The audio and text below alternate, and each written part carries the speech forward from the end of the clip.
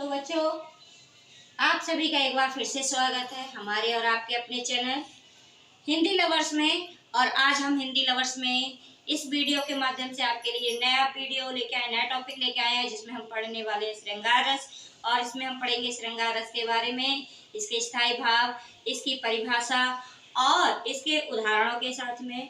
तो अगर आपको हमारा ये वीडियो पसंद आए और आप हमारा पिछला वीडियो देखना चाहें तो आप इसके लिए हमारे चैनल के लिए लाइक करें, शेयर करें और सब्सक्राइब करें, जिससे कि आपको हमारी आने वाली नई वीडियो के बारे में समय समय पर जानकारी। तो बच्चों, हम अपना वीडियो स्टार्ट करने जा रहे हैं, जिसमें हम पढ़ने वाले हैं श्रृंगार रस।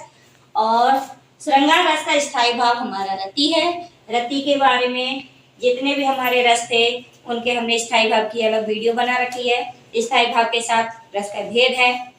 अगर आपको हमारी ये वीडियो देखनी है तो आपको डिस्क्रिप्शन में जाना पड़ेगा, इसमें लिंक दिया हुआ है जहाँ पर हमारी वीडियो मिलेगी, जिसमें विस्तार से रसों के बारे में बताया गया है। अभी हम नाम के साथ में चलते हैं। तो इसका स्थायी भाव है रति। इसकी परिभाषा होती है, जब किसी काव्य, नाटक तथा घटना को देखकर, सुनकर या पढ़कर हमारे मन में जो रति का भाव उत्पन्न होता है, पैदा होता है, उसे श्रृंगार रस कहते हैं। यह रस अन्य रस जो हैं उन सभी रसों का राजा कहलाता है। ये उसका राजा होता है। और इस रस के दो भेद होते हैं। पहला भेद होता है संयोग श्रृंगार, दूसरा भेद है वियोग श्रृंगार। और इसको संयोग श्रृंगार को संभोग श्रृंगार के नाम से जाना जाता है, और जो वियोग श्रृंगार है इसको विप्रलव श्रृंगार प्रश के नाम से भी जाना जाता है।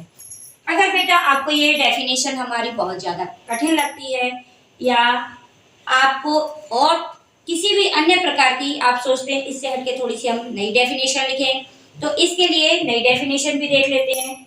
वैसे ये जो डेफिनेशन है आपको बुक में सरलता से कहीं नहीं मिलने वाली है, क्योंकि इसको हमने खुद ही डिजाइन किया है। तो इससे ज्यादा सरल आपको कहीं नहीं मिलेगी। अगर आप फिर भी चाहते हैं कि हम कुछ और नई डेफिनेशन लिख सकें, तो देखिए हमने दूसरी डेफिनेशन भी यहाँ पर लिखी हुई है।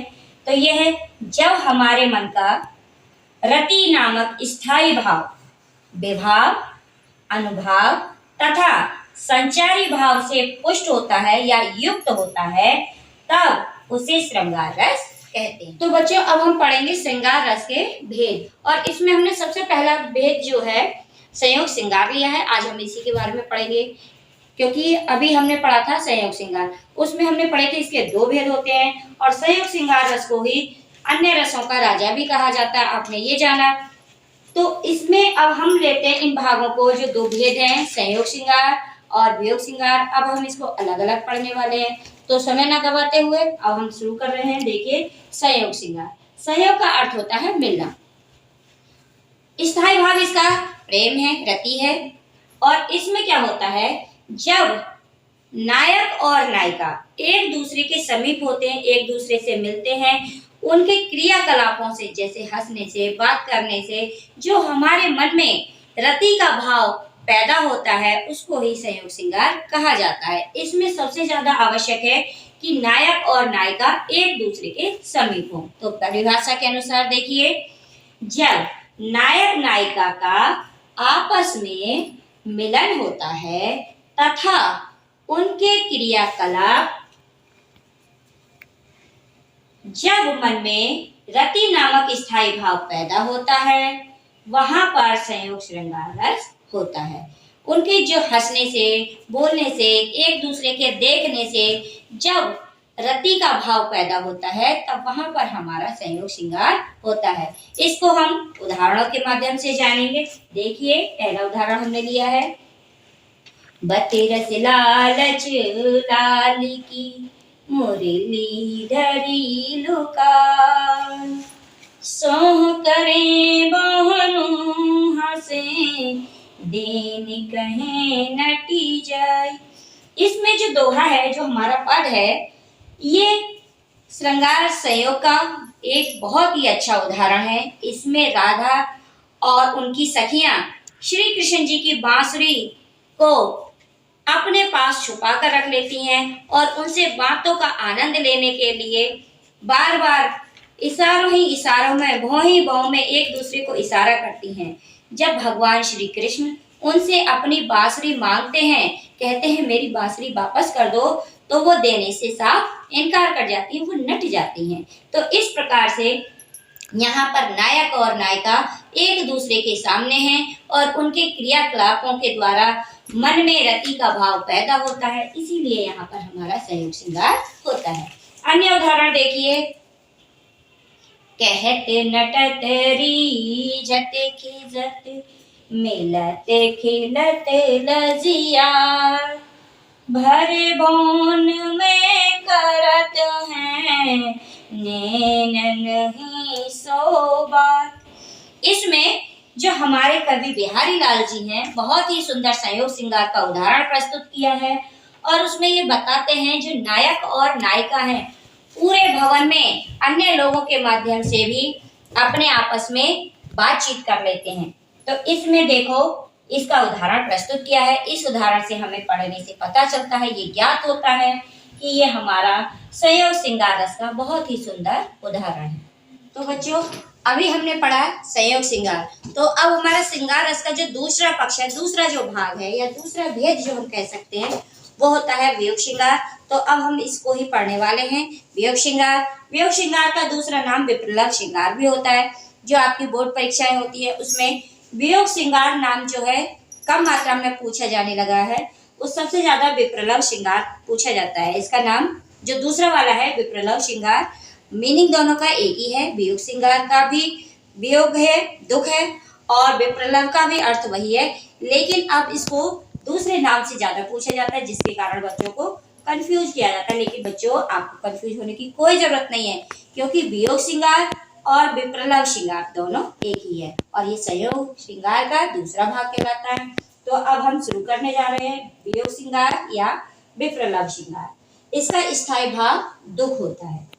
परिभाषा, जब नायक और नायिका एक दूसरे से दूर होते हैं, अलग अलग होते हैं और उनके मिलने की जो संभावनाएं होती है वो कम होती है, उनका मिलाप नहीं हो पाता है। उनके क्रियाकलाप से, विरह वियोग से हमारे मन में दुख का भाव पैदा होता है, उसे वियोग श्रृंगार कहते हैं। या ये भी कह सकते हैं जब नायक और नायिका का आपस में मिलन नहीं होता, उनकी जो क्रियाएं होती है, जैसे उनका आपस में बातें करना, उनका आपस में सोचना एक दूसरे के लिए, उनके आंखों से निकलने वाले आंसू और उनकी जो हाव भाव है, जो क्रियाकलाप है, हमारे मन के अंदर उन्हीं के समान दुख का भाव उत्पन्न करते हैं और हमें ऐसा प्रतीत होने लगता है जैसे हम स्वयं में ही अपने आप को ये महसूस करने लगते हैं हम नायक या नायिका है, हम उन्हीं का रूप हो जाते हैं और हमारे मन में इस प्रकार से दुख का जो भाव है वो उत्पन्न होने लगता है और जो दुख का भाव है वही हमारा वियोग श्रृंगार या विप्रलभ श्रृंगार होता है। इसको हम उदाहरण के द्वारा जानेंगे। उदाहरण है, देखिए, निरख सखी ये खंजन आए। ये जो हमारी पंक्ति है वो हमारे राष्ट्रीय कवि मैथिली शरण गुप्त जी के गीत द्वारा जो संकलित है रचना, उससे लिया गया है और उसकी ये पंक्ति है।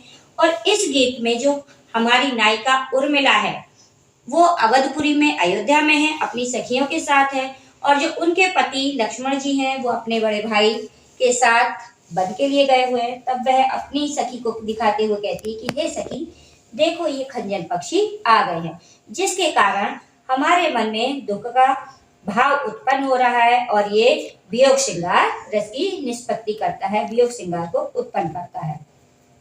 इसके बाद हमारा दूसरा उदाहरण है, सखी वे मुझसे कहकर जाते, सदा हृदय में कैसे सहते, गए तरसी खाते, सखी वे मुझसे कहकर जाते। ये पंक्तियां हमारी इन्हीं राष्ट्रीय कवि मैथिली शरण गुप्त जी द्वारा रचित है और ये पंक्तियां यशोधरा और सिद्धार्थ के जीवन से ली गई हैं। इसकी जो नायिका है वो यशोधरा है और जो नायक है वह सिद्धार्थ है।